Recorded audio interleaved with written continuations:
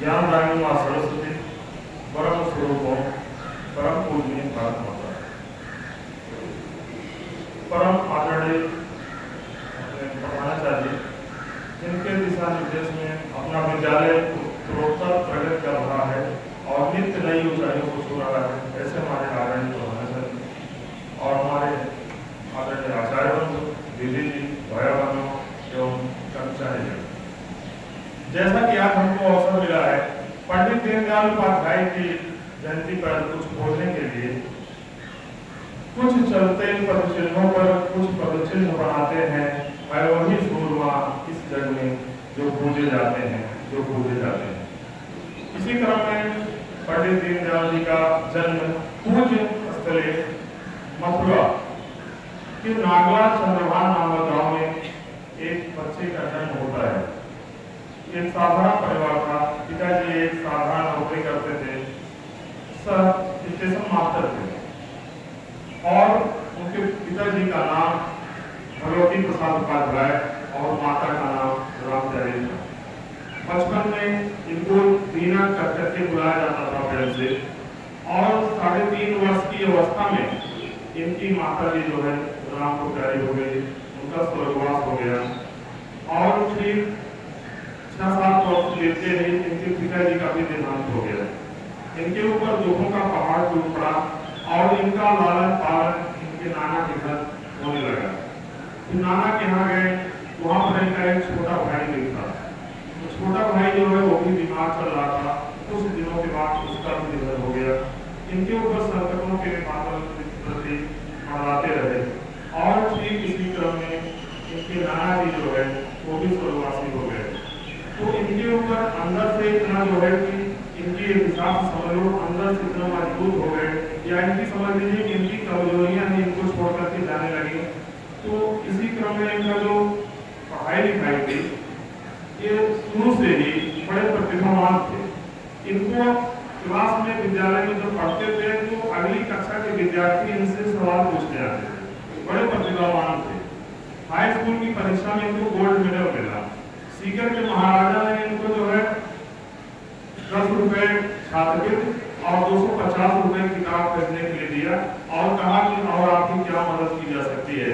इन्होंने कहा बस हमको आपका आशीर्वाद चाहिए और हम देश की सेवा कर सकें, ऐसा हमको आप आशीर्वाद दीजिए। फिर इसी क्रम में जो घनश्याम दास जी बेटा थे, इंटरमीडिएट में इन्होंने प्रथम श्रेणी, जहाँ पर उनको गोल्ड मेडल मिला, वहाँ भी इनको पता चला, घनश्याम दास बेटा जी को पता लगा कि हाई स्कूल में राजा ने इनको सम्मानित किया है। तो ठीक इसी क्रम में उन्होंने वो जो धनराश उन्होंने दिया था वो तो दिया ही, साथ में छात्रवृत्ति को जारी रखा। ठीक इसी तरह से कानपुर के सनातन कॉलेज में क्या गए जो है कि अपना स्नातक की पढ़ाई करने के लिए, वहाँ भी उन्होंने प्रथम श्रेणी में अपनी कॉलेज जो उत्तीर्ण किया। फिर इसी तरह से और इन्होंने फिर वहाँ आगरा में स्नातक की पढ़ाई करने के लिए गए। उसी बीच में इनकी प्रथम वर्ष में इन्होंने प्रथम श्रेणी में प्राप्त किया और उसके बाद ये जो है इनकी मेरी बहन की तबीयत खराब हो गई तो उसके इलाज के लिए इनको घर जाना पड़ा। बीच में पढ़ाई थोड़ा बाधित हुई। तो फिर इसी क्रम में इन्होंने जो है कि सन 1939 के आसपास जो है ये राष्ट्रीय स्वयंसेवक संघ बलराम मधोक जी के संपर्क में आए। फिर वहाँ पर इन्होंने संघ ज्वाइन किया।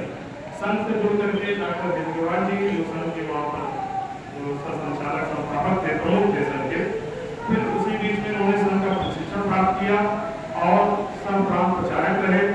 फिर इसी क्रम में यह उस समय फिर प्रांत प्रचारक के रूप में आगे प्रतिष्ठित हुए। फिर यह क्रम चलता रहा। अपना देश गुलाम था, धीरे धीरे देश आजाद हुआ। देश आजाद हुआ तो हमको स्वतंत्रता मिली। स्वतंत्रता में पहला शब्द स्व है। स्व का अर्थ है कि अपना, माने अपना तत्व होना चाहिए। इसी क्रम में डॉक्टर श्यामा प्रसाद मुखर्जी कांग्रेस कैबिनेट में 1950 में इन्होंने इस्तीफा दे दिया। क्यों इस्तीफा दे दिया? कि अपना देश जब आजाद हो गया था तो तंत्र जो स्वदेशी है, वहाँ की जो दूसरे देश की जो हमारे ऊपर जो योजनाएं हैं वो थोपी जा रही थी, तो उनका विचार था कि अपना तंत्र चलना चाहिए। तंत्र स्वदेशी, मंत्र स्वदेशी, भाव स्वदेशी लाना है। इस विचार के साथ इन्होंने काम किया।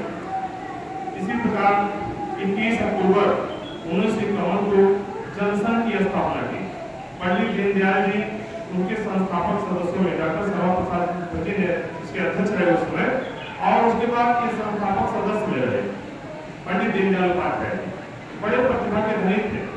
इन्होंने तमाम उनकी प्रतिभा के धनी थे, इन्होंने तमाम लेख लिखे जो अपना पांचजन्य आता है, राष्ट्रप्रेम, और जो है कि चाणक्य और सुगुरु शंकराचार्य पर इन्होंने पुस्तकें लिखी। इनके पास इतना व्यस्त राज्य थे, लेकिन उसके बाद भी इन्होंने ट्रेन में यात्रा करते समय जो चाणक्य की इन्होंने पुस्तक लिखी, ट्रेन में यात्रा बहुत बड़ी पुस्तक नहीं है, लेकिन तब भी इन्होंने संक्षेप में उसको व्यवस्थित किया, बहुत प्रसिद्ध पुस्तक हुई। 5 जन जो समाचार पत्र है इन्होंने प्रकाशित किया, और इतने सरल थे कि एक बार इनका जो समाचार पत्र वहाँ स्टेशन पर जाना था, ट्रेन जाने वाली थी, तो कोई उसको ले जाने वाला जो बालक था वो आया नहीं था। तो कई लोग इंतजार कर रहे थे कि अगर भाई अब आएगा तो ले जाएगा, उधर ट्रेन छूटने का समय हो रहा।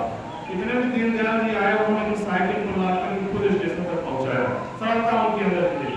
इसी तरह से कार्यक्रम चल रहा था, उसमें शाम का रात के भोजन के लिए सब लोग उसमें लगे हुए थे।